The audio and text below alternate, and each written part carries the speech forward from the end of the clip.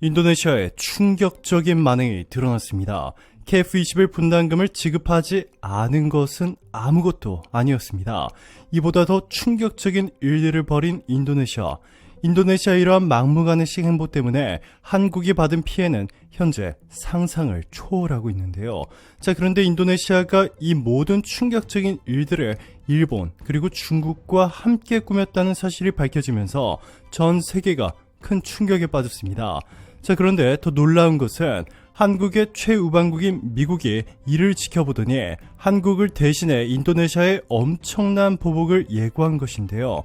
인도네시아를 한방에 초토화시킬 엄청난 카드를 꺼내들자 놀랍게도 인도네시아가 태도를 180도 돌변하더니 한국에 긴급으로 도움을 요청하기 시작했습니다.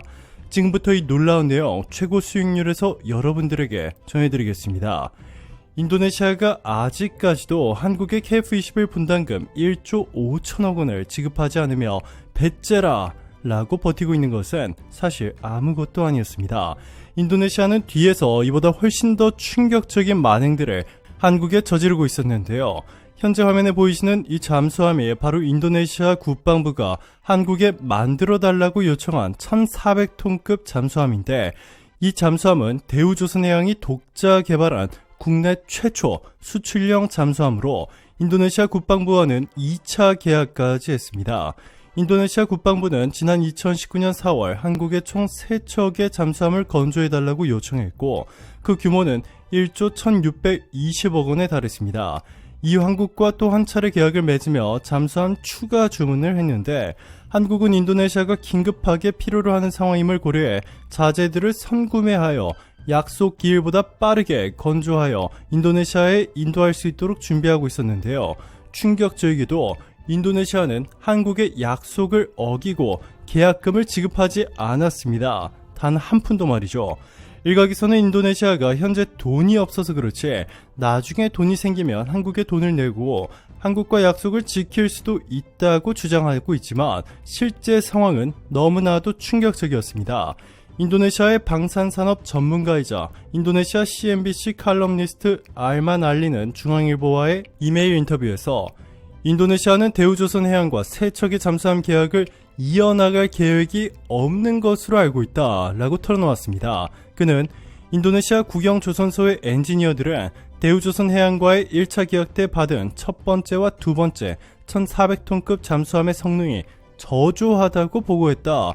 국방부가 공식적으로 계약 해지를 발표한 적은 없지만 국방부는 대우조선해양을 신뢰하지 않는 것으로 한다라고 충격적인 사실을 털어놓았습니다. 네, 그렇습니다. KF-21 때와 마찬가지입니다. 인도네시아 현지 매체 조나 자카르타는 한국의 KF-21 전투기 성능이 후졌다며 깎아내리기 시작했고, 이를 이유로 한국의 분담금 지급을 계속해서 미루고 있습니다.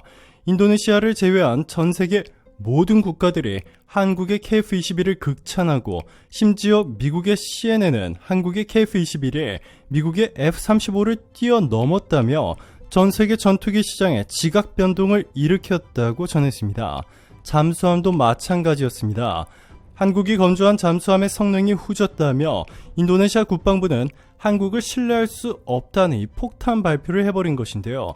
뒤에서는 한국의 잠수함 첨단 기술 60%를 내놓으면 돈을 내겠다라고 협박한 것으로 알려졌습니다. 한국이 개발한 잠수함 핵심 기술인 공기부료 추진체계 기술까지 공짜로 내놓으라고 한 인도네시아. 그렇지 않으면 밀린 대금을 한 푼도 내지 않겠다는 이 충격적인 결정을 한 것입니다. 이 때문에 이미 대우조선해양은 수백억 원에 달하는 손실을 입었고, 하청업체들의 손실까지 모두 합산하면 그 피해는 상상을 초월합니다. 이렇게 한국에 엄청난 피해를 입힌 뒤 돈이 없어서 못 주겠다는 인도네시아는 한국에 줘야 할 돈을 일본으로 보내 일본산 호위함을 사겠다며 계약을 체결했습니다. 너무나 충격적인데요. 일본은 해상 자위대 호위함을 인도네시아에 수출하는 계획을 추진하고 있다고 요미우리 신문이 양국 정부 관계자의 설명을 토대로 4일 보도했습니다. 보도에 따르면 인도네시아는 일본으로부터 호위함 4척을 수입하고 그 대가로 일본에 3천억엔 무려 3조 2617억 원을 주기로 한 것이라 신문은 덧붙였습니다. 한국에는 1조 원이 없다며 배째라 태도를 보였던 인도네시아가 일본과 무려 3조 2천억 원이 넘는 잠수함 계약을 체결한 것입니다. 자, 그런데 최근 연이어 일본산 배가 바다에서 두동강 나는 사고가 발생하고 심지어 한국산 배와 일본산 배가 충돌했는데 일본 배만 이 두동강 나서 가라앉는 초유의 충돌 사고까지 대대적으로 알려지면서 인도네시아는 절망에 빠졌습니다. 문제 일본 선체를 만드는 일본 회사가 인도네시아에 수출하는 이 잠수함도 만들고 있기 때문입니다. 자, 그런데 인도네시아의 충격적인 반응은 여기서 멈추지 않았습니다. 조코 위도도 인도네시아 대통령은 인도네시아에 엄청난 규모를 투자해준 한국에 너무 감사하다며 한국 기업들의 애로사항을 모두 해결해주겠다며 말만 하라고 큰소리쳤던 그가 한국으로부터 사기로 했던 고속열차 계약을 파기해버리더니 한국이 아닌 중국과 다시 계약을 맺어 충격을 주었습니다. 중국이 인도네시아에 대한 고속열차 수출을 본격화했다고 중국 중앙TV, CCTV가 22일 보도했습니다.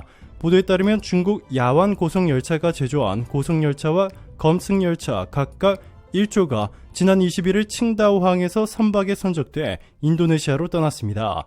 한국산 고속열차 기술이 최강이라며 한국에서 사기로 했던 고속열차를 한국이 아닌 중국으로부터 사들인 것인데요. 한국과 계약을 파기하고 인도네시아가 중국에 건넨 돈은 11조 원. CCTV는 철도 건설뿐만 아니라 운행열차와 설비, 시스템을 모두 중국이 담당한다 라며 순수 중국의 기술과 표준이 적용된 고속열차가 수출되는 것은 처음이라고 전했습니다. 이뿐만이 아닙니다. 인도네시아는 한국을 배신하더니 중국과 심상치 않은 밀월 관계를 만들었는데요. 최근 이틀 동안 중국을 방문한 조코위 인도네시아 대통령과 이리아나 인니 영부인, 한국 대통령 내외가 방문했을 때는 볼 수 없었던 이 특급 대우를 한 중국을 두고 외신들은 중국과 인도네시아의 관계가 매우 수상하다, 둘 사이에 수상한 거래가 있는 것이 확실하다 라며 대대적으로 보도했습니다. 자, 그런데 이렇게 막가파식 행보를 보이며 한국의 뒤통수를 친 인니를 향해 한국의 최우방국인 미국이 칼을 빼들었습니다. 미국은 최근 한국의 칩4 동맹 가입 등을 이유로 중국이 한국의 경제 보복을 가하려 하고 있다며 중국을 포함해 한국에 위협이 되는 행위를 하는 국가들을 겨냥해 미국이 주도하여 강력한 제재 및 선제 공격을 가할 것이라는 파격적인 발표를 했습니다. 일각에서는 미국이 중국을 핵심 타깃으로 겨냥해 발표했지만 최근 한국의 이른바 먹튀 외교를 한 인도네시아도 미국의 제재 명단에 포함될 수 있다고 전했습니다.